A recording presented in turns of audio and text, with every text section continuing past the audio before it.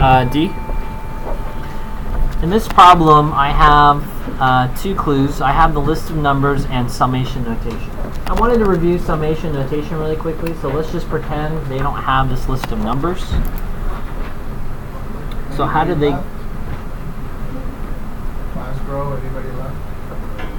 So here's my start, and here's my end, and it tells you to go towards infinity. Well, I only need the first number in the list, so let's pretend I don't have that. So let's just put a 1 here. 1/4 to the first power is just 1/4. 1/4 to the second power, right? That's the second number in the list.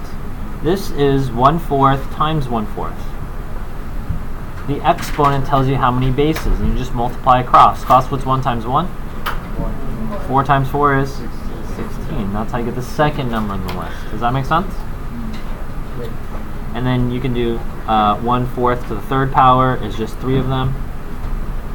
You can also use the exponent power rule. It means you distribute the 3 to each of their powers. So that would be 1 to the third power over 4 to the third power.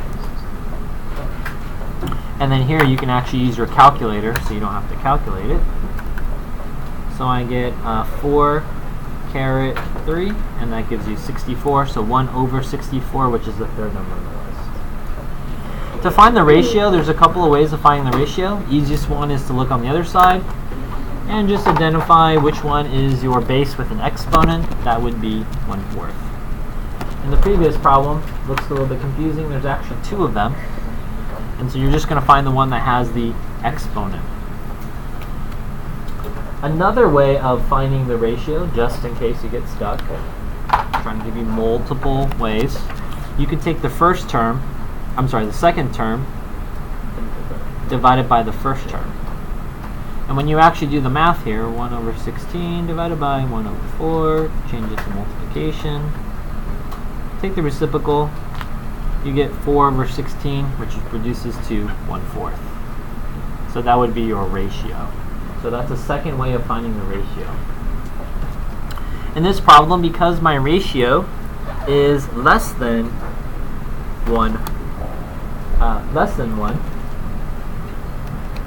you're going to have to use the formula because you're going to get a finite. Remember, 1/4, if you put in your calculators, 1 divided by 4, you get 0.25. 0.25 is less than 1, so it means a finite, which means you're going to use the formula. Okay, here's your formula sheet.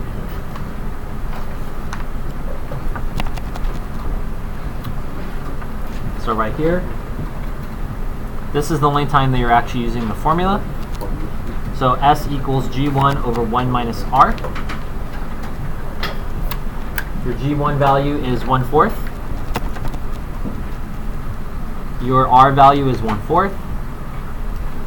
1 becomes 1/1, or an equivalent fraction is 4/4. Subtract 4 minus 1 gives you 3/4. So 1/4 divided by 3/4. Change it to multiplication. Take the reciprocal. If you multiply across, you'll get 4/12, or you can cross cancel and you'll get 1/3 as your sum.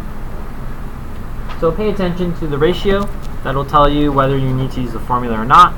And in this problem, it is a convergent because my ratio is less than 1.